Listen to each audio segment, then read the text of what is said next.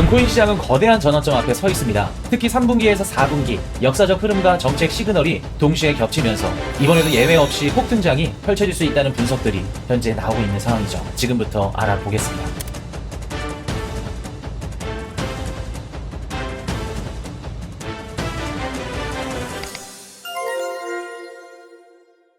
ETF 승인 직후의 코인 시장은 늘 비슷한 사이클을 반복해왔죠. 그 중에서도 역대급 불장으로 기록된 2017년도와 2021년도를 주목하셔야 됩니다. 두 해 모두 ETF 관련 이슈가 시장의 정점을 만든 뒤에 하락장의 출발점이 되었기 때문이죠. 2017년도 12월 골드만삭스가 비트코인 거래 데스크를 설치한다는 이야기가 시장의 소문으로 번졌고요. 그 소문 때문에 비트코인 가격은 폭등을 했습니다. 월가가 드디어 암호화폐를 인정했다. 미국이 드디어 비트코인을 품었다. 라는 분위기가 퍼지면서 많은 사람들이 코인 시장을 주목하기 시작했죠. 하지만 이 기대감은 오래가지 않았습니다. 공식적으로 데스크 설치를 발표하는 날 이후부터 한 달 만에 80%가 넘는 폭락이 이어졌죠. 그리고 두 번째 상승장이 진행됐던 21년도 10월 18일 날 비트코인 선물 ETF가 승인이 되었고요. 또다시 급등장이 펼쳐졌습니다. SEC가 프로셰어스의 비트코인 선물 ETF를 승인하자마자 시장은 다시 폭등장을 맞이한 거죠. 하지만 그 기쁨은 오래가지 않았습니다. 승인 직후 상승 흐름은 한 달도 지나지 않아서 거짓말처럼 하락장이 시작됐고 1년 넘게 가격 조정이 이어왔습니다. 우리가 흔히 얘기하는 암호화폐 빙하기가 시작이 된 거죠. 왜 이런 흐름이 반복된 걸까요? ETF 기대감이 시장의 정점을 만들고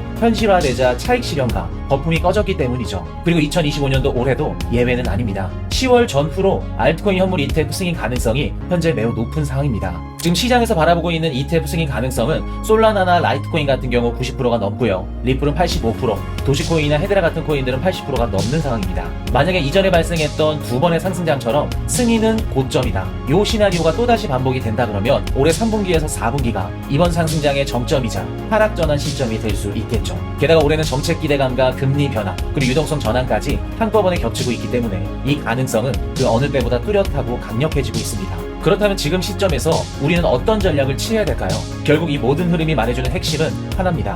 ETF가 발표되기 전에 준비해야 된다는 거죠. 실제로 비트코인과 이더리움 ETF 모두 승인 이후보다 승인 직전의 가격 반응이 훨씬 더 강력했습니다. 실제로 이렇게 사진을 보시면 비트코인 현물 ETF가 승인되기 전부터 자산운용사들이 신청만 했음에도 불구하고 가격 상승이 계속해서 일어나고 있는 것을 확인하실 수 있습니다. 자, 두 번째 사진 이더리움도 마찬가지인데요. 이더리움은 17년도부터 대형 업그레이드를 진행해 왔고요. 그때마다 공통점이 있었습니다. 업그레이드 전에 항상 이더리움 가격이 상승했다는 거죠. 가장 최근에 진행했던 팩트라 업그레이드 당시에도 이더리움 가격이 상승하면서 이후에도 큰 폭의 상승을 지금 기록 중에 있죠. 팩트라 업그레이드 전에 이더리움을 매수했다면 현재 이더리움 가격 기준으로 최저점 매수의 기회였다는 거죠. 즉 ETF 승인되기 전은 모든 기대감들이 작용하는 구간이고요. 최적의 매수 시점 혹은 큰 폭의 가격 상승이 동반되는 지점이라는 거죠. 하지만 이번 상승장은 이전 상승장에 비해서 한 가지 다른 점이 있습니다. 이렇게 보시면 지난 세 번의 상승장은 개인들의 주도로 인한 상승장이 펼쳐졌고요. 이번에는 개인이 아닌 기관 주도의 구조적 상승장이 될 가능성이 높습니다. 개인이 아닌 기관 주도의 구조적 상승장이 시작된다면 우리가 상상하지 못한 큰 버블을 만나게 될 수 있을 거예요. 게다가 지금 암호화폐 시장은 ETF 승인 가능성과 배도권 편입 흐름이 최고조에 다다르고 있기 때문에 ETF가 승인된다면 기관 자금 유입은 물론 다양한 RP ETF가 등장하면서 시장의 대규모 유동성이 들어올 가능성을 배제할 수 없을 겁니다. 추가로 미국의 SLR 규제 완화나 감세 법안, 금리 인하 같은 이런 시장을 부양시켜줄 수 있는 여러 가지 정책들이 맞물리면 하반기엔 신고점 랠리 가능성이 매우 높을 겁니다. 즉 지난 상승장과 이번 상승장의 차이점을 인지하고 미리 준비하는 개인 투자자만이 이번 상승장에서 최대 폭의 수익을 가져갈 수 있다는 거죠. 지난 상승장과 이번 상승장의 차이점은 이 지표 말고도 수십 개가 더 있습니다. 얼마 전 진행했던 5주 완성 스페셜 특강에서 세세하게 다뤄드렸으니까 꼭 보시길 바랍니다. 지금 이 영상을 보시는 모든 분들은 무료로 시청하실 수 있습니다. 신청만 하시면 수강비는 전액 무료이기 때문에 안 보신 분들 꼭 신청해서 보시길 바랄게요. 고정 댓글란 확인하시면 신청 링크 있습니다. 자, 다시 돌아와서 여기서 또 하나의 시각이 필요합니다. 바로 4년 반감기 사이클이 여전히 유효한지에 대한 질문인데요. 많은 분석가분들이 암호화폐 시장을 설명할 때 4년 반감기 사이클을 기준으로 분석을 하시죠. 그 이론대로라면 올해 4월에서 10월달 사이에 비트코인 가격이 고점을 찍습니다. 그리고 그 시기는 알트코인 현물 ETF 승인과도 맞물리게 되죠. 하지만 저희 방송은 이 4년 반감기 사이클이 이미 깨졌을 가능성이 높다고 수차례 언급을 해왔죠. 왜냐고요? 월가의 기관들이 시장에 본격 진입한 이후부터는 계절성 혹은 모든 사이클이 맞지 않고 있습니다. 블랙록이나 피델리티, 인베스코 같은 이런 자산 운용사들이 현물 ETF 출시를 시작으로 나스닥에 상장된 전통 유동성 기업들도 암호화폐를 전략자산으로 준비 중에 있죠. 이는 과거와는 전혀 다른 수급 구조가 만들어졌다는 증거입니다. 따라서 기존 사이클 자체가 더 이상 유효하지 않을 가능성이 매우 높죠. 올해 시황만 보더라도 계절성이나 반감기 흐름 모두 벗어난 상태죠. 비트코인은 반감기 이전에 이미 신고점을 갱신했고요. 4월에서 6월 달에는 전통적으로 하락하던 계절성 흐름도 무시하고 상승 흐름을 지금 이어가고 있습니다. 따라서 10월 상승장이 온다면 4년 반감기 사이클 때문이 아니라 미국 증시나 혹은 미국 대통령 4년 주기 사이클을 근거로 설명하는 게 좀 더 타당할 수 있겠죠. 이렇게 보시면 미국 증시와 암호화폐 시장의 상관관계는 2020년도 이후에 점점 높아지고 있습니다. 그 말은 즉슨 4년마다 돌아오는 공급과 수요의 법칙으로 작동하는 암호화폐 4년 사이클이 더 이상 안 맞을 가능성이 높다는 거겠죠. 다음 온체인 데이터를 보시면 미국 대통령 당선이 비트코인 가격에 얼마나 많은 영향을 주는지 알 수 있습니다. 그렇다면 현재 시장을 움직이는 진짜 동력은 무엇일까요? 이처럼 기존 사이클이 깨진 상황에서 이제는 새로운 변수들이 시장을 좌우하게 될 겁니다.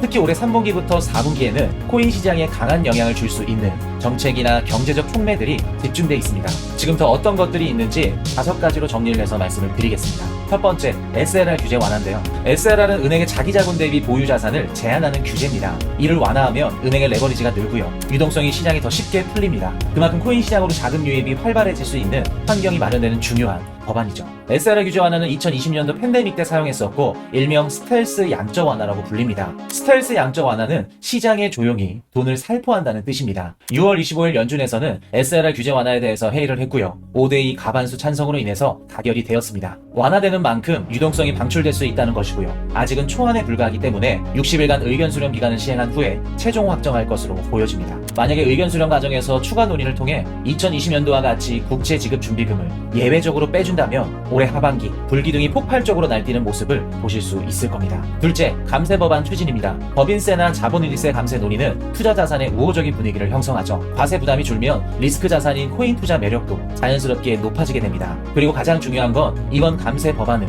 감세가 무조건 주된 내용이 아니라는 거예요. 이번 BBB 법안은 기업들이 연구개발 및 설비 투자를 한다면 비용을 지원해주거나 대출 비용을 공제해주는 방식으로 적용될 겁니다. 즉 기업들의 세금을 단편적으로 깎아주는 것이 아닌 투자를 활발할 수 있게끔 지원해줌으로써 시장을 활성화시키는 데 초점을 두고 있다는 거죠. 세 번째, 7월 4일 관세 협상 발표 및 긍정적인 언급 가능성인데요. 7월 4일은 미국의 독립기념일입니다. 1776년도 7월 4일 미국의 13개 식민지가 영국으로부터 독립을 선언한 날이죠. 트럼프의 Make America Great Again, 즉 미국을 보다 더 위대하게 만들겠다는 슬로건과 부합하는 날이 7월 4일 독립기념일이죠. 아마도 이날 트럼프 대통령은 미국 국민들 앞에서 취임 이후 본인이 미국 국민들을 위해 세운 업적들을 연설하려고 할 가능성이 매우 높을 겁니다. 트럼프 대통령의 어닝을 미리 예상을 해보자면 성공적인 관세 협상을 발표했다 이런 얘기들을 할 가능성이 높겠죠. 영국 다음으로 발표할 가능성이 높은 국가는 인도나 말레이시아가 되겠죠. 혹은 미국의 공장 건설을 유치했다거나 아니면 투자를 받았다는 이야기들, 혹은 얼마 전에 이란 이스라엘 전쟁을 본인이 휴전시켰다, 혹은 다음 주부터 진행 중인 이란과의 긍정적인 핵 협상을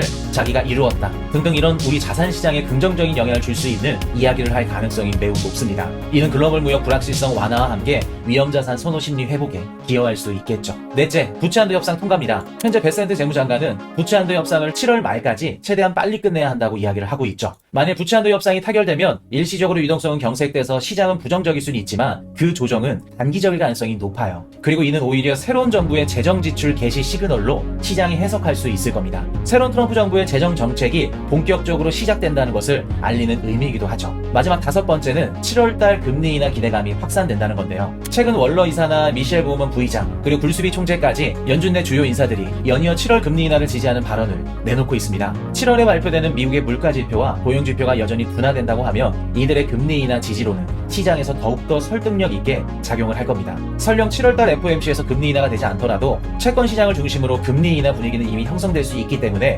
7월부터 금리 인하 가능성을 열어두시는 게 맞습니다. 우리가 투자하는 알트코인 같은 위험성 자산은 금리에 가장 큰 영향을 받기 때문에 금리 인하가 하반기 알트 불장에 있어서 굉장히 중요한 역할을 하게 될 겁니다. 여러분들이 가장 궁금해하는 질문, 코인 지금 더 사야 되나요? 지금 매수하는 거 늦지 않았을까요? 그 질문에 답하려면 단순한 감이 아니라 시장에 먼저 들어온 자금의 의도를 읽을 수 있어야 됩니다. 지금 시장을 주도하는 건 개인이 아니에요. 제도권 자금과 글로벌 전략자산에 준비하는 기관들의 자본이죠. 따라서 기관처럼 전략적으로 생각하고 개인처럼 빠르게 움직이는 것, 이 작은 차이가 여러분들 자산 크기를 완전히 바꿔놓을 수 있을 겁니다. ETF 승인, 정책 모멘텀, 그리고 금리 전환까지 모든 촉매제가 올 하반기 집중되고 있습니다. 이번 상승장이 단순한 반등이 아닌 마지막 불장일 수도 있다는 거. 지금부터는 여러분들이 절대 놓치시면 안 되는 시점이에요. 특히 주목해야 될 건 알트코인 현물 ETF 승인 이후에 확장 효과겠죠. ETF가 승인되면 이를 기반으로 파생 ETF 옵션이나 인덱스형, 테마형 ETF 등등 2차 금융 상품들이 연쇄적으로 출시될 수 있을 겁니다. 디파이 ETF,